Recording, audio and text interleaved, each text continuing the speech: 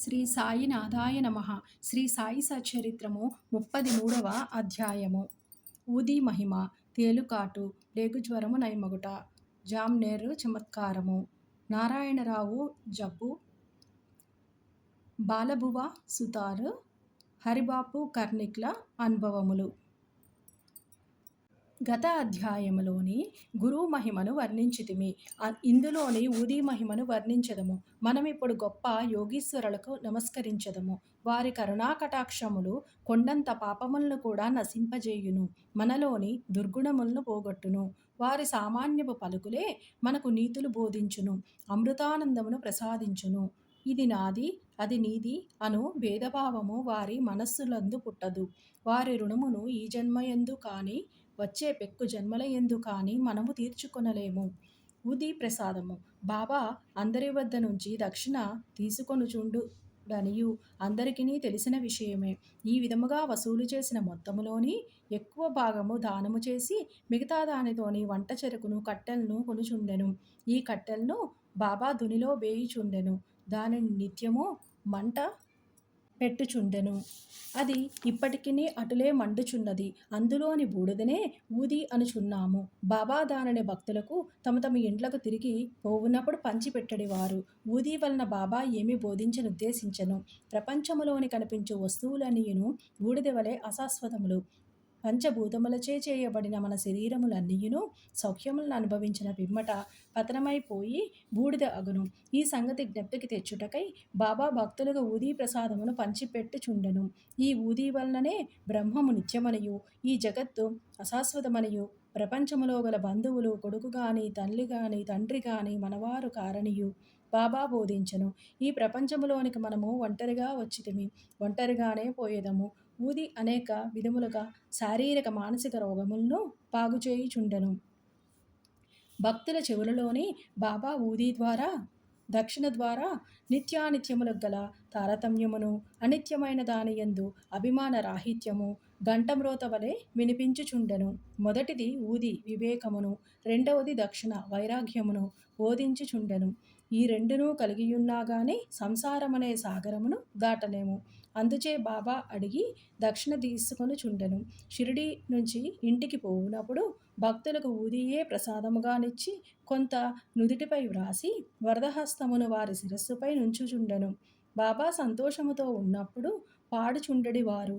పాటలలోని ఊది గురించి ఒకటి పాడుచుండిరి. దాని పల్లవి: కళ్యాణరామ రారమ్ము, గోనెలతో ఊదిని తేతెమ్ము. బాబా దీనిని చక్కని రాగముతోని మధురముగా పాడుచుండెడి వారు. ఇదంతయును ఊది యొక్క ఆధ్యాత్మిక ప్రాముఖ్యము. దానికి భౌతిక ప్రాధాన్యము కూడా కలదు. అది ఆరోగ్యమును, ఐశ్వర్యమును, ఆతురతల నుంచి విమోచనమును మొదలగునవి ఎసగుచుండెను. ఇక ఊది గురించి కథలను ప్రారంభించదము. తేలుకాటు. నాసిక్ నివాసియగు నారాయణ మోతీ రామ్జానీ అనునతడు బాబా భక్తుడు. అతడు రామచంద్ర వామన్ మోడక్ అను బాబా భక్తుని వద్ద ఉద్యోగము చేయుచుండెను. అతడు ఒకసారి తన తల్లితోని షిరిడీకి పోయి బాబాను దర్శించెను. అప్పుడు స్వయముగా బాబా అతడు మోదక్ సేవను మాని తాను సొంతముగా వ్యాపారం పెట్టుకొనవలెననియు చెప్పెను. కొన్ని దినముల తరువాత బాబా మాట సత్యమయ్యెను. నారాయణ జానీ ఉద్యోగము మాని స్వయముగా ఆనందాశ్రమమును అను హోటల్ను పెట్టెను. అది బాగా అభివృద్ధి చెందెను. ఒకసారి ఈ నారాయణరావు స్నేహితునికి తేలిపుట్టెను.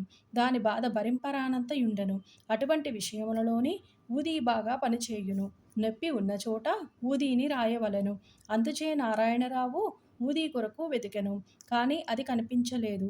అతడు బాబా పటం ముందర నిలిచి బాబా సహాయమును కోరి బాబా నామజపము చేసి బాబా పటము ముందు రాలిపడిన అగరబత్తి బూడిద చిటికెడు తీసి దానినే ఊదిగా భావించి నొప్పి ఉన్న చోట రాసెను.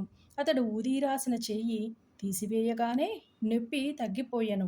ఇద్దరును ఆశ్చర్యానందముల్లోని మునిగిరి. ప్లేగు జబ్బు. ఒకానొకప్పుడు బాంద్రాలోని ఉండు ఒక బాబా భక్తునికి వేరొక గ్రామంలోనున్న తన కుమార్తె ప్లేగు జ్వరముతోని బాధపడుచుండెననియూ తెలిసెను. అతడు తన వద్ద ఊదీ లేదనియూ కనుక ఊదీ పంపుమనియూ నానాసాహెబ్ చంద్రోర్కర్ గారికి కబురు పంపెను. ఈ వార్త నానాసాహెబ్కు ఠాణా రైల్వే స్టేషన్ వద్ద తెలిసెను. అప్పుడతడు భార్యతో కూడా కళ్యాణ్ పోవుచుండెను. వారి వద్ద అప్పుడు ఊదీ లేకుండెను. కావున నానాసాహెబ్ రోడ్డుపైన మట్టిని కొంచెము తీసుకుని సాయి నామ జపము చేసి బాబా అనుగ్రహమును అభ్యర్థించి తన భార్య నుదుటిపై రాసెను. కబురు తెచ్చిన వ్యక్తి ఇదంతయును చూచెను. ఆ భక్తు ఇంటికి పోవుసరికి 3 రోజుల నుంచి బాధపడుచున్న వాని కూతురు జబ్బు నానాసాహెబ్ తన భార్య నుదుటిపై మట్టిని పూసినప్పటి నుంచి తగ్గిననియూ విని మిక్కిలి సంతసించెను. జామ్నేర్ లీలా 1904 1905 సంవత్సరమున నానాసాహెబ్ చంద్రోర్కరు జామ్నేర్లోని మామలతదారుగా నుండెను. ఇది ఖండేషు జిల్లాలోని షిరిడీకి 100 మైళ్ళ దూరములోని ఉన్నది. ఆయన కుమార్తె మైనతాయి గర్భిణి, ప్రసవించుటకు సిద్ధముగా నుండెను. ఆమె స్థితి బాగులేకుండెను. ఆమె 2-3 దినముల నుంచి ప్రసవ వేదన పడుచు ఉండెను. నానాసాహెబు ఔషధములన్నీ వాడెను, కానీ ప్రయోజనము లేకుండెను. అప్పుడు బాబాను జ్ఞప్తికి తెచ్చుకొని వారి సహాయమును వేడెను. షిరిడీలోని రామ్గీర్ బువా అను సన్యాసి ఉండెను. బాబా అతనిని బాపుగీర్ బువా అని అనువారు. అతడు స్వగ్రామము ఖాందేశులోని ఉండెను. అతడు అచ్చడికి పోవుటకు నిశ్చయించుకొనెను. బాబా అతనిని పిలిచి మార్గమధ్యమున జామ్నేర్లోని కొంత విశ్రాంతి తీసుకొని నానాసాహెబ్కు ఊదీని హారతి పాటను ఇమ్మనెను. తన వద్ద 2 రూపాయలున్నవనియును అవి జల్గాం వరకు రైలు టిక్కెట్టుకు సరిపోవుననియూ కాబట్టి జల్గాం నుంచి జామ్నేర్ పోవుటకు సుమారు 30 మైళ్ళు ధనము లేదనియూ రామ్గీర్ బువా చెప్పెను. అన్నియును సరిగా అమరునుగాక, అతడు కలత చెందవలసిన అవసరము లేదని బాబా పలికెను. శ్యామాను పిలిచి మాధవ అట్కర్ రచించిన హారతిని వ్రాయమనెను. హారతి పాటను ఊదీని రామ్గీర్ బువాకిచ్చి నానాసాహెబ్కు అందజేయమనెను. బాబా మాటలపై ఆధారపడి రామ్గీర్ బువా షిరిడీ విడిచి రాత్రి 2:30 గంటలకు జల్గాం చేరెను. అచ్చటికి చేరునప్పటికిని అతని చెంత 2 అణాలు మాత్రమే ఉండెను. కాబట్టి కష్టదశలో నుండెను. అప్పుడే ఎవరో బాపుగీర్ బువా ఎవరు అని కేక వైచుచుండిరి. బువా అచ్చటికి పోయి తనే అని చెప్పెను. నానాసాహెబ్ పంపించినారనియూ చెప్పుచూ ఆ బంట్రోతు బువాను ఒక చక్కని టాంగా వద్దకు తీసుకుని పోయెను. దానికి 2 మంచి గుర్రములు కట్టియుండెను. ఇద్దరూ అందులో కూర్చుండి బండిని వదలిరి.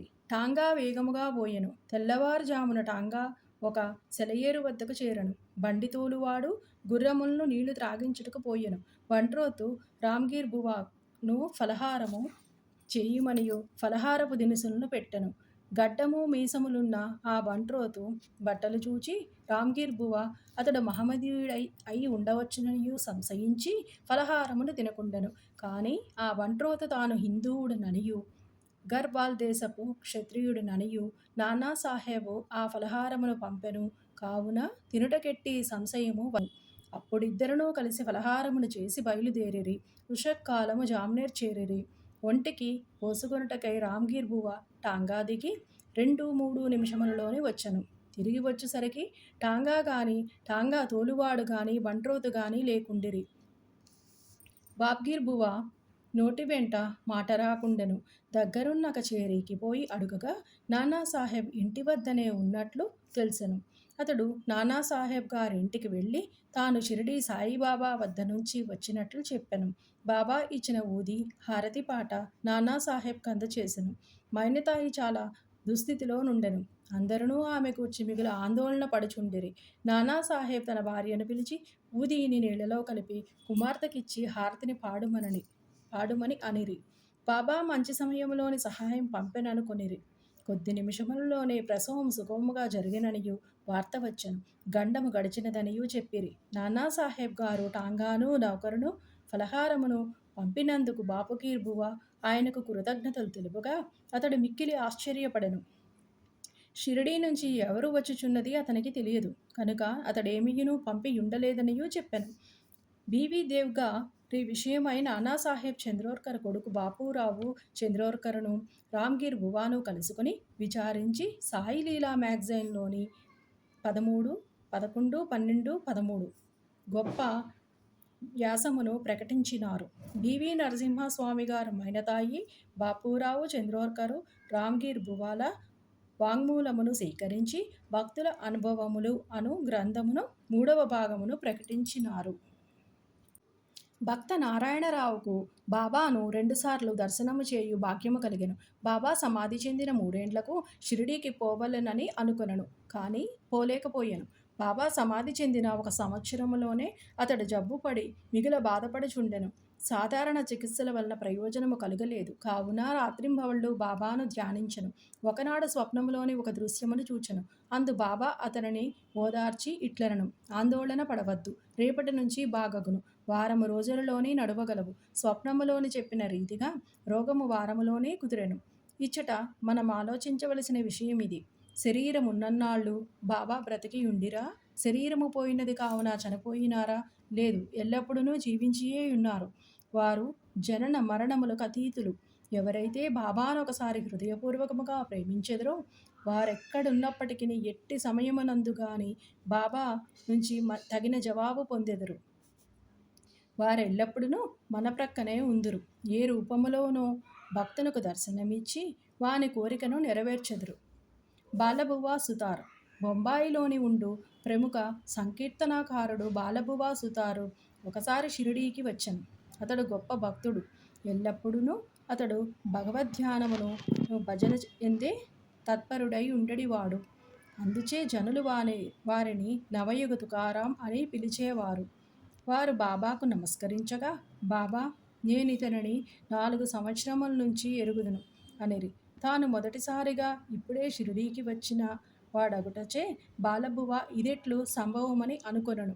కానీ తీవ్రముగా ఆలోచించగా బొంబాయిలోని 4 సంవత్సరముల క్రిందట బాబా ఫోటోకు నమస్కరించినట్లు జ్ఞప్తికి వచ్చెను. అతడు బాబా మాటల ప్రాముఖ్యమును గ్రహించెను. తనలో తానిట్లని అనుకొనెను: యోగులెంతటి సర్వజ్ఞులు, సర్వాంతర్యాములు, తమ భక్తుల యందు వారికెంత ప్రేమ! నేను వారి ఫోటోను చూచుట వారిని స్వయముగా చూచిన దానితో సమానమనియు నాకు బోధించిరి. అప్పాసాహెబ్ కులకర్ణి. 1917వ సంవత్సరమున అప్పాసాహెబ్ కులకర్ణి వంతు వచ్చెను. అతడు ఠానాకు బదిలీ అయ్యెను. బాలాసాహెబ్ బాటే అతనికి బాబా ఫోటో నిచ్చి ఉండెను. అతడు దానిని జాగ్రత్తగా పూజించుచుండెను. పువ్వులు, చందనము, నైవేద్యము బాబాకు నిత్యం అర్పించుచు బాబాను చూడవలెననియు మిగుల కాంక్షించుచుండెను. ఈ సందర్భమున బాబా పటమును మనఃపూర్వకముగా చూచినచో బాబాను ప్రత్యక్షముగా చూచిన దానితో సమానమే అని చెప్పవచ్చును. దీనికి నిదర్శనము పైన చెప్పబడిన కథ. కులకర్ణి ఠానాలోని ఉండగా భివండి పర్యటనకు పోవలసి వచ్చెను. 1 వారము రోజుల లోపల తిరిగి వచ్చుటకు అవకాశము లేకుండెను. అతడు లేనప్పుడు 3వ రోజున ఈ దిగువ ఆశ్చర్యకరమైన సంగతి జరిగెను. మధ్యాహ్నము 12 గంటలకు ఒక ఫకీరు అప్పా కులకర్ణి ఇంటికి వచ్చెను. వారి ముఖలక్షణములు సాయిబాబా వారి ముఖలక్షణములతోనూ సరిపోయెను. కులకర్ణి గారు భార్యా బిడ్డలు వారు షిరిడి సాయిబాబా గారా అని అడిగిరి. వారిట్లు నుడివిరి: లేదు, నేను భగవంతుని సేవకుడును. వారి ఆజ్ఞానుసారము మీ యోగక్షేమములను కనుగొనుటకు వచ్చితిని. అట్లనుచు దక్షిణ అడిగెను. ఆమె 1 రూపాయి ఇచ్చెను. వారొక చిన్న పొట్లముతోని ఊదీనిచ్చి దానిని పూజలోని ఫోటోతో కూడా నుంచుకొని పూజించుమనిరి. పిమ్మట ఇల్లు విడిచి వెళ్ళిపోయిరి. ఇక చిత్రమైన సాయిలీలను వినుడు. భివండిలోని తన గుర్రము జబ్బుపడగా అప్పాసాహెబ్ తన పర్యటన మానుకోవలసి వచ్చెను. ఆనాటి సాయంకాలమే అతడు తిరిగి ఇల్లు చేరెను. ఫకీరు గారి రాక భార్య వలన వినెను. ఫకీరు గారి దర్శనము దొరకనందులకు మిగుల మనోవేదన పొందెను. ఫకీరుకు 1 రూపాయి మాత్రమే దక్షిణగా నిచ్చుటకు ఇష్టపడకుండెను. తానే ఇంటి వద్ద నున్నచో 10 రూపాయలకు తక్కువ కాకుండా దక్షిణ ఇచ్చి ఇందు ననెను. వెంటనే ఫకీరును వెతుకుటకై బయలుదేరెను. మసీదులలోనూ తక్కిన చోట్లను భోజనము చేయకయే వారి కొరకు వెతికెను. అతని అన్వేషణ నిష్ఫలమయ్యెను. ఇంటికి వచ్చి భోజనమును చేసిన 32వ అధ్యాయములోని ఉత్త కడుపుతోని భగవంతుని వెతకరాదనియు బాబా చెప్పినది చదువరులు గమనించవలెను. అప్పాసాహెబ్ ఇచ్చిన ఒక నీతిని నేర్చుకొనెను. భోజనమైన తరువాత చిత్ర అను స్నేహితునితోని వ్యహాలికి బయలుదేరెను. కొంత దూరము పోగానెవరో వారి వైపు త్వరగా వచ్చుచున్నట్లుగా అనిపించెను. వారి ముఖలక్షణములను బట్టి తన వారు తన ఇంటికి 12 గంటలకు వచ్చిన వారే అని అనుకొనెను. వెంటనే ఫకీరు చెయ్యి చాచి దక్షిణ అడిగెను. అప్పాసాహెబ్ ₹1 ఇచ్చెను. వారు తిరిగి అడుగగా ఇంకనూ ₹2 ఇచ్చెను. అప్పటికీ అతడు సంతృష్టి చెందలేదు. అప్పాసాహెబు చిత్రే వద్ద నుంచి ₹3 తీసుకుని ఫకీరుకు ఇచ్చెను. వారింకనూ దక్షిణ కావాలననిరి. అప్పాసాహెబ్ వారి ఇంటికి రావలసినదిగా వేడుకొనెను. అందరును ఇల్లు చేరిరి. అప్పాసాహెబ్ వారికి ₹3 ఇచ్చెను. మొత్తము ₹9 ముట్టెను. అప్పటికినీ సంతృష్టి చెందక ఫకీరు ఇంకనూ దక్షిణను ఇమ్మని అడిగెను. అప్పాసాహెబ్ తన వద్ద ₹10 నోటు కలదని అనెను. ఫకీరు దానిని పుచ్చుకొని ₹9 తిరిగి ఇచ్చివేసి అక్కడ నుంచి వెడలెను. అప్పాసాహెబ్ ₹10 ఇచ్చెదనెను కనుక ఆ మొత్తమును తీసుకొని పవిత్రపరచిన పిమ్మట ₹9 ఇచ్చివేసెను. 9 సంఖ్య చాలా ముఖ్యమైనది. ఇది నవవిధ భక్తులను తెలియజేయును. బాబా లక్ష్మీబాయి సింధేకు ₹9 సమాధి సమయం అందించిరి. అప్పాసాహెబ్ ఊదీపొట్లము విప్పి చూచెను. అందులోని పువ్వురెక్కలు అక్షింతలుండెను. కొంతకాలము పిమ్మట బాబాను షిరిడీలోని దర్శించినప్పుడు వారి వెంట్రుక ఒకటి చిక్కెను, కట్టుకొనెను. అప్పాసాహెబ్ ఊదీ ప్రభావమును గ్రహించెను. అతడు మిక్కిలి తెలివైనవాడైనప్పటికీ నెలకు ₹40 మాత్రమే జీతము దొరుకుచుండెను. బాబా ఫోటోను ఊదీని పొందిన తరువాత ₹40 ఎన్నో రెట్లు ఆదాయము వచ్చెను.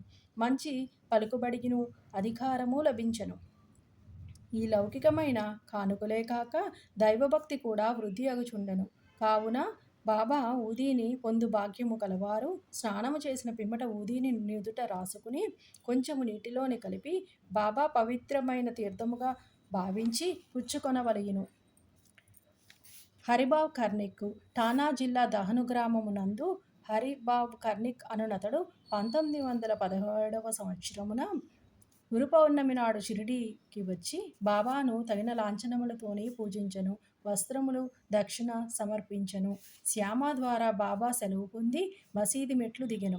అప్పుడే ఇంకొక ₹1 బాబాకు దక్షిణ ఇవ్వవలెననియు తోచి మసీదు మరలా ఎక్కుచుండగా బాబా సెలవు పొందిన పిమ్మట తిరిగి వెనుకకు రారాదనియు విని ఇంటికి బయలుదేరెను. మార్గమధ్యమున నాసిక్లోని కాలారాముని మందిరము ప్రవేశించి దర్శనమును చేసుకుని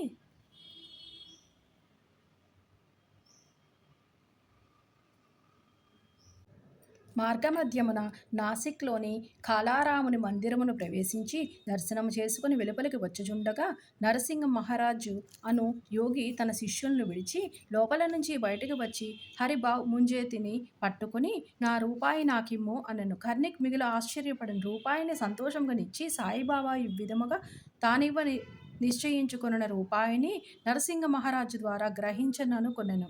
యోగీశ్వరులందరూ ఒక్కటే అనియు ఏకాత్మతాభావముతోని కార్యములొనర్తురనియు ఈ కథ తెలుపుచున్నది. శ్రీ సాయినాథాయ నమః. 33వ అధ్యాయము సంపూర్ణము. సద్గురు శ్రీ సాయినాథార్పణమస్తు. శుభం భవతు.